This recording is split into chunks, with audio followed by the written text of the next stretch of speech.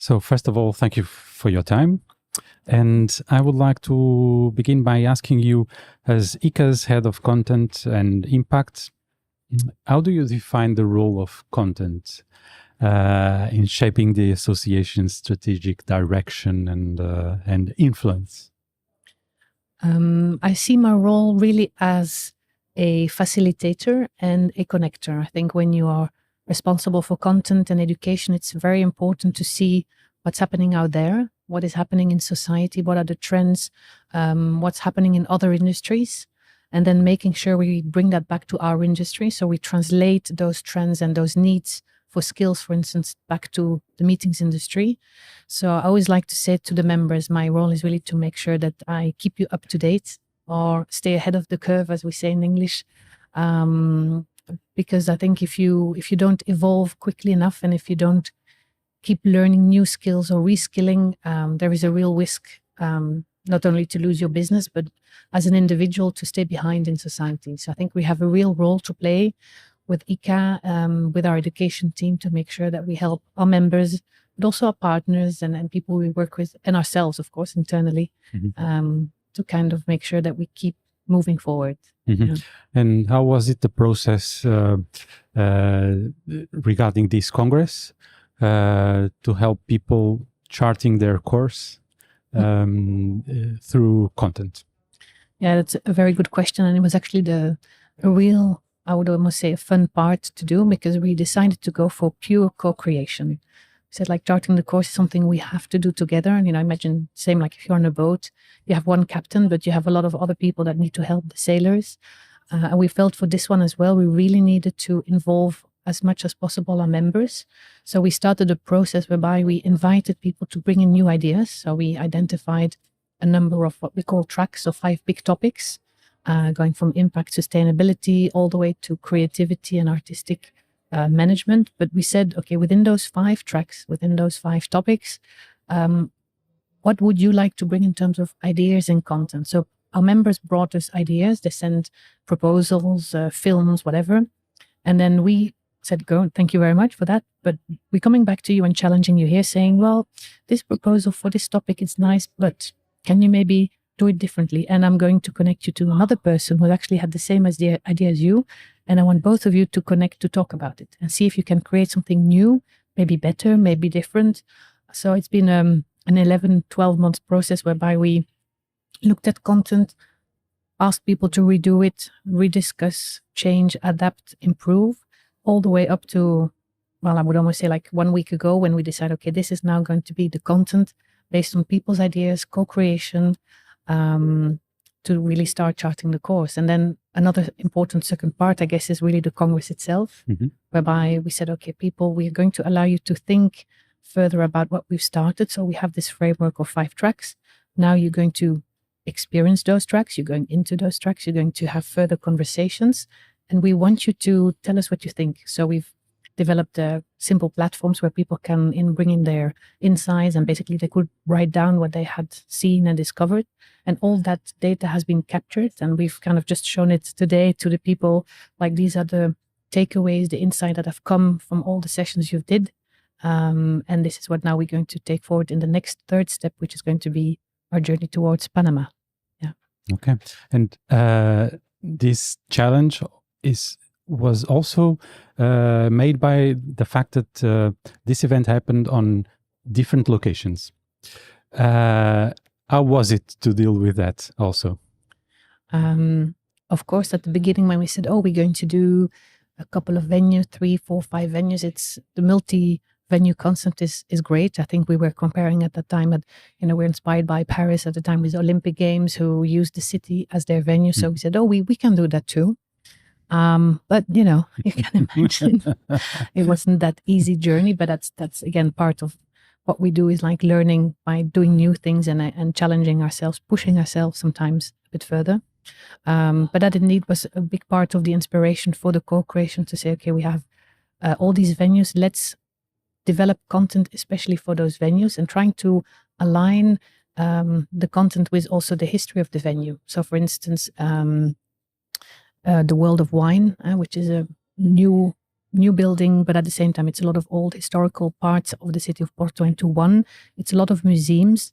So we said maybe we can do something there with creativity, with artists, because we feel that in our meetings industry, sometimes we lack a little bit of creativity. We tend to do things always the same way, and we feel like we can be more creative. We can actually be using more performances in how we develop. So we looked at each of those venues. For instance, also Ferreira, where everything was the Porto wine, of course. But we learned that the venue itself was managed, or the company was managed by a female entrepreneur, which was very famous in Porto. We said like, okay, so in this building, we're going to do a track around future leadership and resilience, because her story of this woman is going to inspire our leaders in our industry to think about how to stay resilient in the future. So indeed, looking at the buildings, the history of each building, then looking at the challenges in the world, looking at what we as an industry needed, made this, it's kind of a puzzle we were making, bringing all those pieces together. Mm-hmm. Yeah. I mentioned that one of the challenges is what to do with such an amount of information that is produced during an event like this one. I was thinking, I was looking to the other side of the room. I was seeing Snapsite. That's one of the tools that you used to give people summaries of the sessions. How was it to work this process also? I think it's very interesting. We've been, I think, doing this already a few years, and it allows you to focus, I guess, more on the content. You don't have to take notes, you don't have to take pictures, because there is this tool, this AI tool doing the work for you. I think the challenge is, and as you rightly said at the beginning, there is so much content going on. There's so many takeaways, ideas that of course are captured by the AI tool.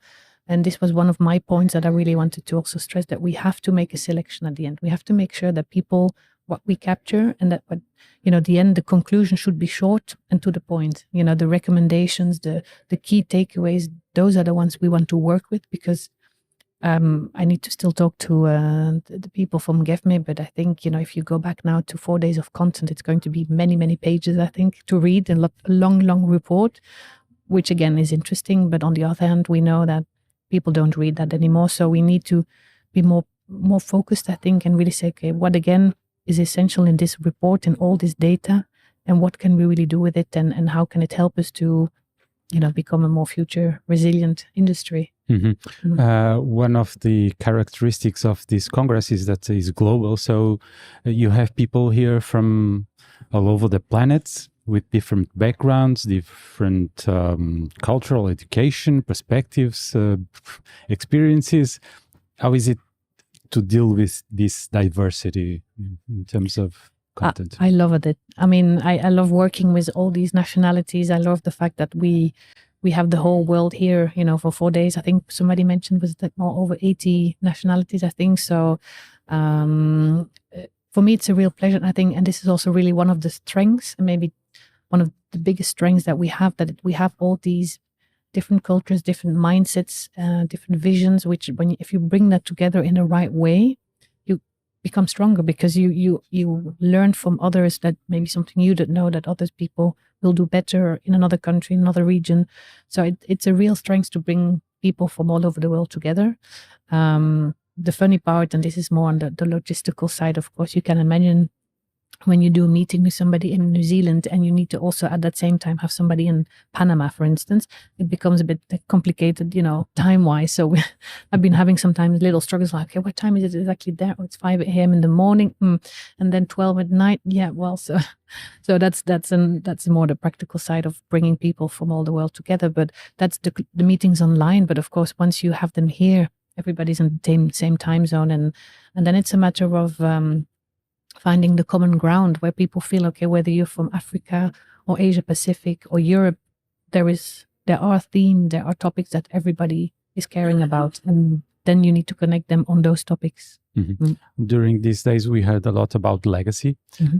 Would you say that content is one of the most important legacies of a Congress like this one? I would hope so. I think content is, of course, something that you develop, and then you bring into the Congress, and then it's, let's say, consumed in a way, and it's speakers, it's sessions people listen to. But I think if you intentionally in advance think carefully about what kind of content you bring, it can indeed bring a legacy. For instance, we at the Creative Edge, we had 3 different artists from the city of Porto, and I hope that by having them here and for them telling their story to an international crowd and maybe getting particular kind of feedback or ideas will also help them later in their shows or performances in Porto. So I think it's also about creating the content with the people of the city where you go to, so that indeed when you leave, it's not like you taking everybody away, but you've actually left something there. People here have learned and can move forward with that learning in their own city, so that legacy stays. Yeah. I was going to ask you about that, because sometimes you need action afterwards. How do you can help the ICCA community to take some action after all this content that they absorbed here?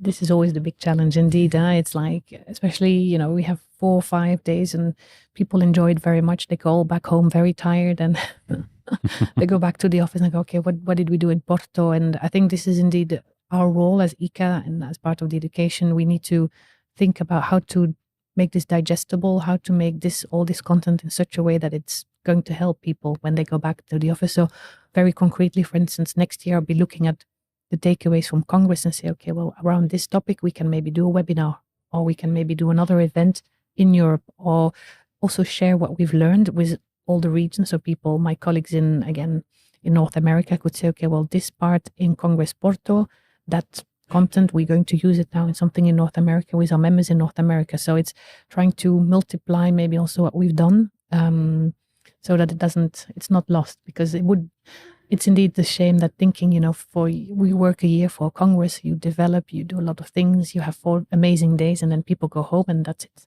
That's the worst thing that can happen. You want to make sure things keep living, especially the most important parts, of course. Yeah.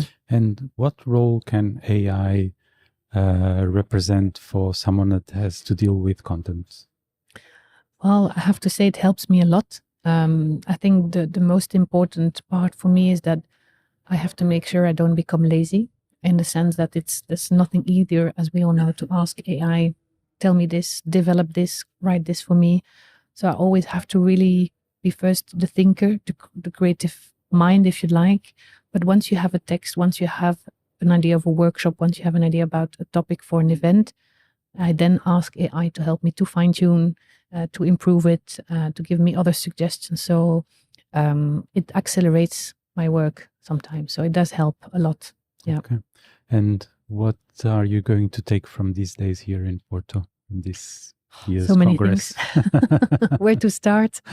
It's my first Congress in as ICCA staff, managing the content, developing the content. So it's been a huge experience in that sense, a huge learning curve, and just also seeing how do people react to the content. When you're thinking, okay, this keynote is great, or this session should be great, and then maybe the audience thinks differently. So it's also trying to understand what do really people need, and allowing for constantly changing. So I've learned a lot for myself. I think I've also been given a lot of energy by people saying, okay, it's going the right direction, keep going. So I think for next year for Panama, this is definitely a push in the right direction to say, okay, we can continue this way.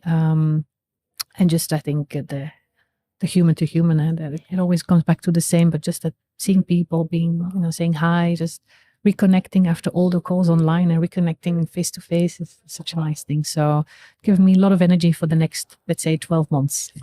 Yeah. Okay. Thank you very much. Thank you. Thank you for your time. Thank you. Thank you.